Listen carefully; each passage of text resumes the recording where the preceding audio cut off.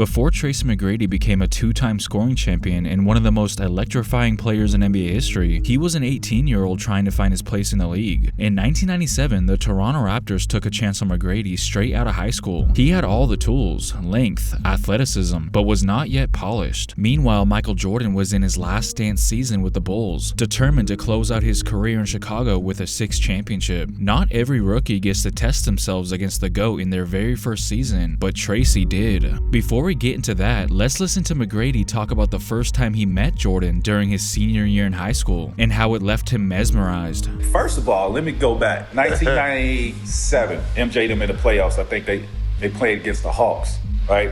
I'm at the game, playoff game. I got an opportunity to go in the back by the locker room after the game. So I'm standing back there. I'm 17 years old, kid. Pip comes out. All these players start coming out. Mike comes around that corner. Bruh, I ain't gonna lie to you. The man had a glow, bro. I swear, Mike, dog, that shit is real. I ain't know what to say, man. I was like, that's MJ, dog. That's MJ. Now, if he was on the verge of passing out for just simply seeing Michael, I can only imagine what he must have thought when he heard this the night before he was drafted. You know what a lot of people don't know about that night is that Jerry Krause was actually trying to make a trade for me and Scottie Pippen, and MJ called and axed that whole deal. But for me, being Wait a minute. Did you know that at the time? Yes. What? So you were going to be traded for Pippen? Yes, which Jerry Krause had an obsession with me.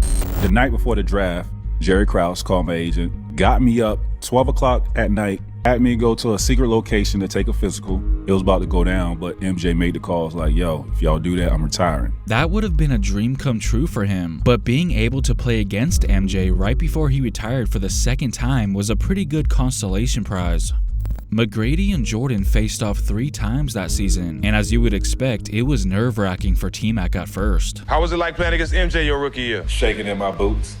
First time, shaking in the first time I had the guard, I'm like, yo. The first meeting between these two wasn't exactly a classic by any means. Jordan had an off night, shooting just 4 for 16 from the field, but the Bulls still cruised to an easy win. McGrady played 23 minutes off the bench, showing flashes of his defensive ability, but struggled offensively. It was clear he was still adjusting to the NBA game. Fast forward to February, McGrady looked a lot more comfortable, putting up 14 points, 4 steals and 2 blocks, proving he could make an impact defensively. But Jordan, in typical fashion, controlled the game with ease, as Chicago demolished the Raptors by nearly 40 points. Just a little over a month later, this was the closest game between the two teams that season, but Jordan, as he often did, took over in crunch time. And Michael would love to take the shot now, and he got it again.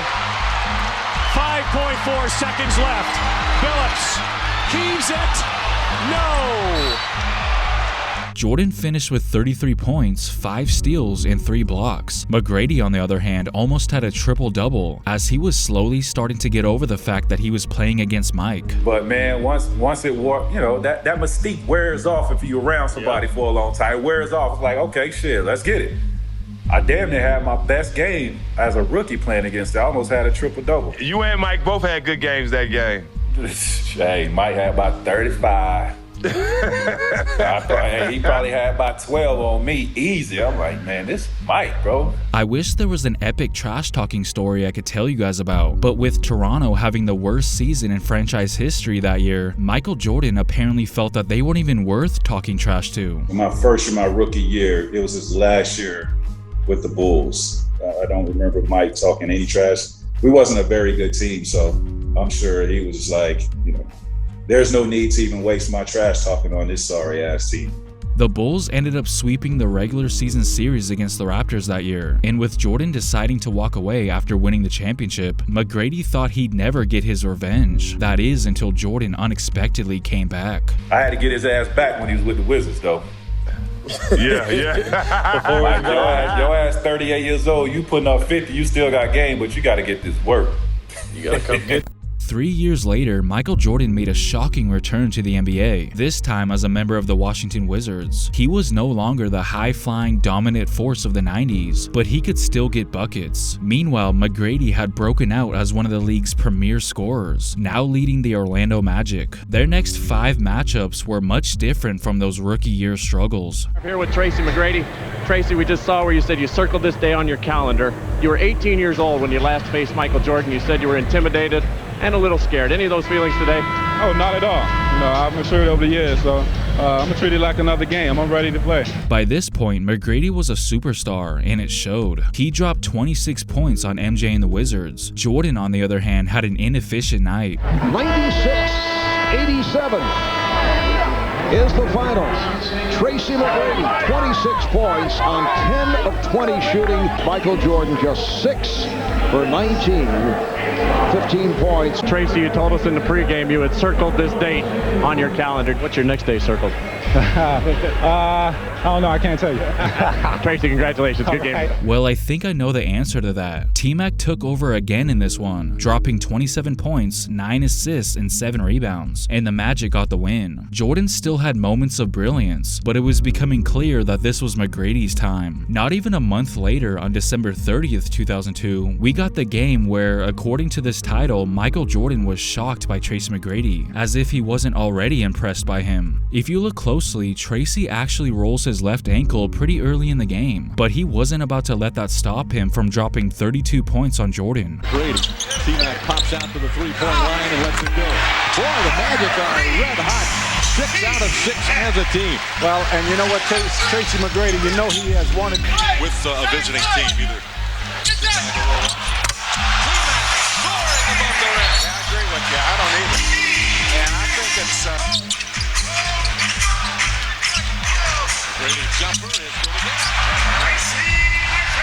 Although Jordan had a very slow start to the game, he still ended up scoring a decent 21 points, but it wouldn't nearly be enough. In their next matchup, which was just a little over 2 weeks later, Jordan would score 20 points in the first quarter alone, which was only 1 point shy of matching what he had in the entire previous game, ultimately finishing with 32 points, showing that even at the age of 40, he could still put on a show. T-Mac had 31 of his own, but it was in a losing effort. The final time these two met, McGrady got the last laugh, well, at least from an individual standpoint, putting up 43 points, which was almost double what Jordan ended up with. But the Wizards would walk away with the victory thanks to a clutch layup by MJ. While MJ overall has a winning record over Tracy McGrady, you can definitely see the difference between the games where McGrady was a rookie with the Raptors and the games where he was on the Magic. Their individual battles naturally became more competitive as McGrady matured and as Jordan got older. It just sucks that we never got to see them face each other in their primes.